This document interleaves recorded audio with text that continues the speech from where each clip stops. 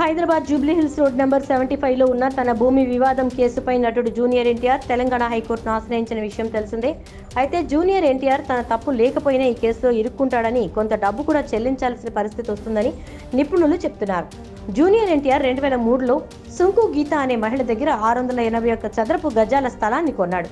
తీరా చూస్తే ఆ స్థలం మీద వాళ్ళు 1996లోనే, అంటే ఆ భూమిని ఎన్టీఆర్కు అమ్మక ముందే నకిలీ డాక్యుమెంట్లు సృష్టించి లోన్ తీసుకున్నారంటూ State Bank of India, Oriental Bank of Commerce, IndusInd Bank, Bank of Baroda బ్యాంకులు సర్వీసీ యాక్ట్ కింద డెట్ రికవరీ ట్రిబ్యునల్ను ఆశ్రయించాయి.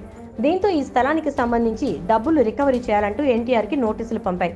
దీంతో ఈ స్థలం గురించి ఈ నిజాలన్నీ బయటపడేసరికి జూనియర్ ఎన్టీఆర్ కూడా ఆ స్థలాన్ని 2013లోనే ఎవరికో అమ్మేశాడు.